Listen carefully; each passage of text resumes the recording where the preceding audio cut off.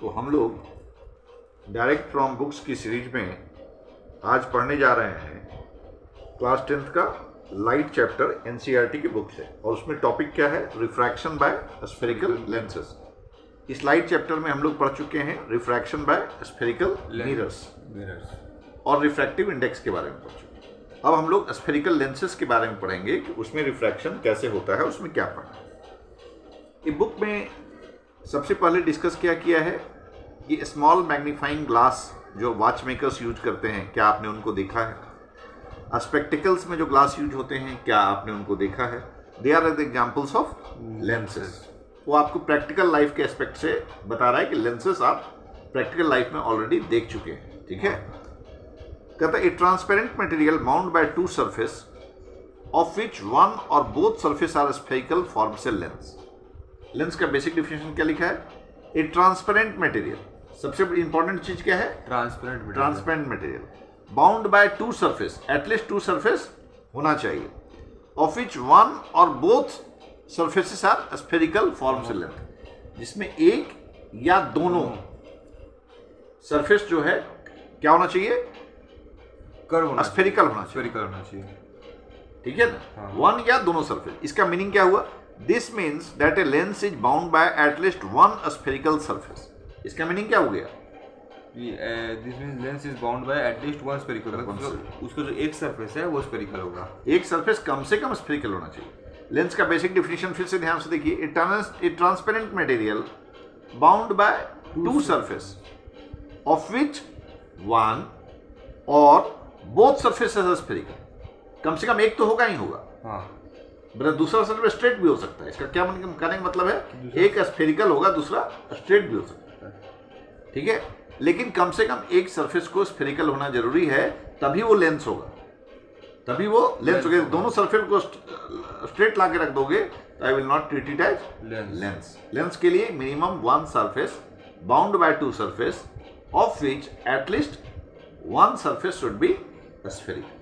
तो एक basic definition को ध्यान देना, कितना बुक में अच्छे से लिखा है। This means that a lens is bound by at least one spherical surface. ठीक है, यदि दोनों spherical surfaces, suppose lens may have two spherical surface, वो तो हो ही सकता। बल्जिंग आउटवर्ड्स, दोनों स्फेरिकल सरफेस यदि बल्जिंग आउटवर्ड्स हो, ऐसे लेंस को क्या बोलेंगे? Double convex lens. ऐसे लेंस को क्या बोलेंगे? Double. A lens may have two spherical surfaces bulging outwards. Such a lens is called a double convex lens. It is simply called a convex lens. हम लोग double convex lens या उसको simply क्या बोल देंगे? Convex lens. Similarly, a double concave lens is bounded by two spherical surface curved inwards. ठीक है, लिखा है। Similarly, a double concave lens is bounded by two spherical surface curved inwards. It is thicker at the edges than the middle.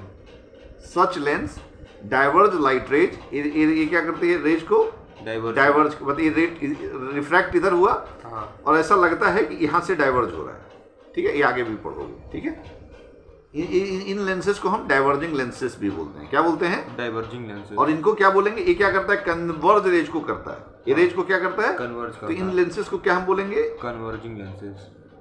Convex lenses are also called as converging lenses, और concave lenses are also called as diverging lenses. Reason भी बताया है कि भाई क्यों ऐसा कहते हैं। ठीक है, a lens, either a convex lens or a concave lens has two spherical surfaces. ठीक है ना? यहाँ पे दोनों स्फेरिकल सरफेस कर्व्ड ही है। यदि कनकेव लेंस और कन्वेक्स लेंस बोलते हैं तो दोनों स्फेरिकल सरफेस क्या हो गया? कर्व्ड हो गया। ठीक है, each of these surfaces form a part of the sphere. तो ये जो कहता है कि ये दोनों सरफेस का एक स्फीयर है, तो तुम पहले भी उसमें पढ़ चुके हो। इस स्फीयर का सेंटर इस साइड होगा, इस स्फीयर का सेंटर इस साइड होगा। इसका मतलब इसमें क्या होगा? दो सेंटर ऑफ कर्वेचर होगा।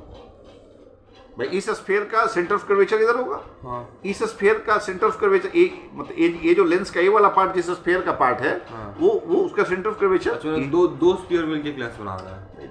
अल्टीमेटली दो स्फेरिकल सरफेस मिलके एक लेंस बना रहा है। तो इसमें सेंटर ऑफ कर्वेचर कितने होंगे? दो होंगे, दोनों साइड होंगे। उसी को बुक में लिख रहा है। The centre of this surfaces, देखो ये लेंस इधर है convex lens or a concave lens has two spherical surfaces. Each of these surfaces forms a part of a sphere.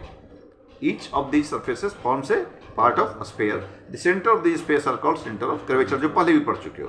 तो इस साइड वाले को हम नाम यदि C1 दे रहे हैं तो दूसरे वाले को नाम C2 दे रहे हैं. ठीक है. तो ये और जो इमेजिनरी लाइन यानी इमेजिनरी स्ट्रेट लाइन, इमेजिनरी कोई लाइन एक्चुअली एग्जिस्ट नहीं करता है. An imaginary straight line passing through the two centre of curvatures of a lens is called its principal axis.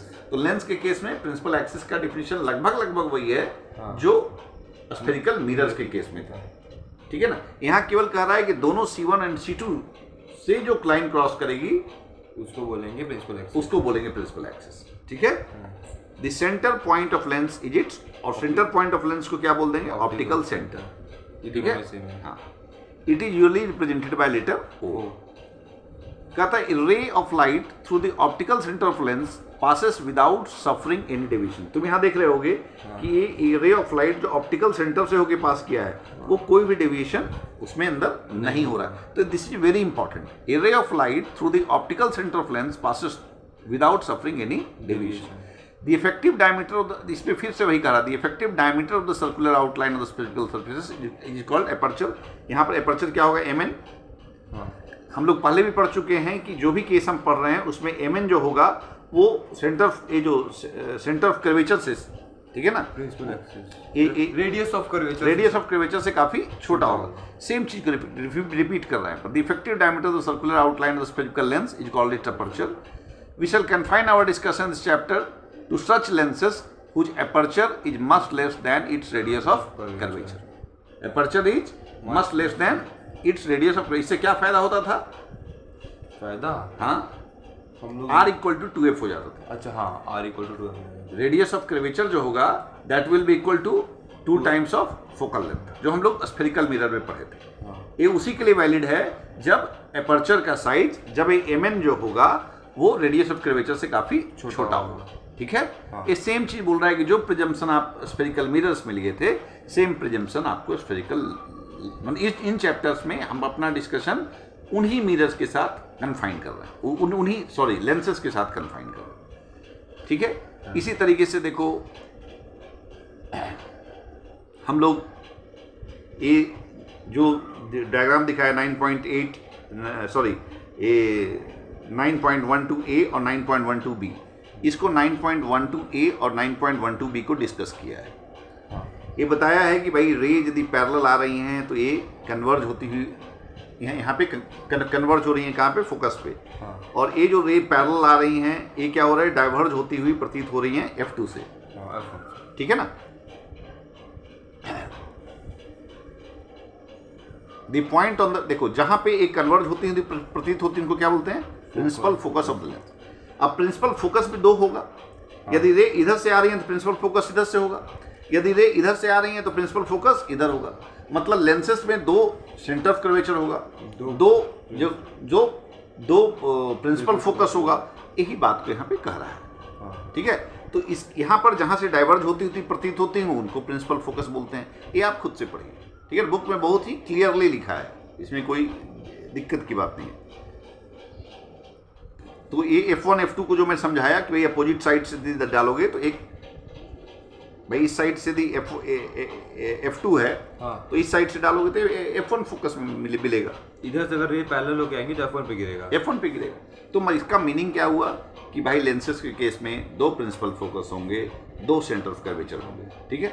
इसके बाद आप फोकल लेंथ निकालने का तरीका आप उसमें स्फेरिकल मिरर में पढ़े थे. कैसे निकालना था फोकल लेंथ? नहीं, प्रैक्टिकल वे में. अच्छा, प्रैक्टिकल वे में कि एक मिरर लीजिए. हाँ. उसको सन के सामने रखिए और पेपर रखिए जहाँ पे वो एकदम पॉइंट इमेज बना रहा हो, उसका डिस्टेंस मेजर कर लीजिए. सिमिलर वे में फोकल लेंथ यहाँ भी निकाल लीजिए. ठीक है.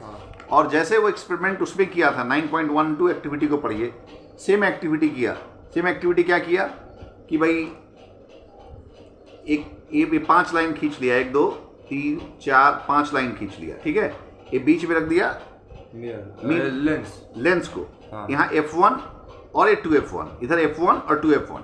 2f1 क्या हो गया, मतलब ये हो गया c1 और इधर इधर हो गया ए हो गया f1 डिस्टेंस, ये हो गया f2, ये हो गया 2f1, इधर f2, इधर 2f2। तो 2f2 तो मतलब centre of curvature, centre of curvature होगा। उसके बाद डिफरेंट लोकेशंस पे वो ऑब्जेक्ट को रखेगा और इमेज को देखेगा और अपना जो ऑब्जर्वेशन है वो टेबल समराइज करेगा, ठीक है। तो ये डिफरेंट पोजीशन है, at infinity, beyond 2f1, at 2f1, between f1 and 2f1, at focus, between focus, optical. ये बाद में हम लोग रे डायग्राम बना करके भी इसको समझेंगे। अभी तुम केवल इतना इससे देखो, इसमें एक चीज देखो कि इसमें maximum image real and inverted बन रहे हैं, maximum image real and inverted बन रहा है, एक्सेप्ट जब बिटवीन फोकस और ऑप्टिकल सेंटर के बीच में होगा तभी केवल वर्चुअल इमेज बन रहा है। तो ये याद करने के लिए एक चीज तुम समझ लो कि यदि कोई भी object between focus and optical centre के बीच में होगा तभी केवल वर्चुअल इमेज फॉर्म होगा, अदरवाइज सारे समय इमेजेस जो फॉर्म होने वो क्या है, रियल एंड इन्वर्टेड, ठीक है। इसमें जैसे जैसे आप इन्फिनिटी से नजदीकी की तरफ जाएंगे आप देखेंगे कि highly diminished, same size, enlarge, infinitely large, highly enlarge, size बढ़ रहा है, एक्सेप्ट इसको ऊपर से जैसे ही आप दूर से नजदीक के ऊपर तरफ जा रहे हैं इमेज बड़ा होता जा रहा है। अच्छा, पहले पॉइंट साइज में था, पहले डिमिनिश्ड था, हाईली डिमिनिश्ड।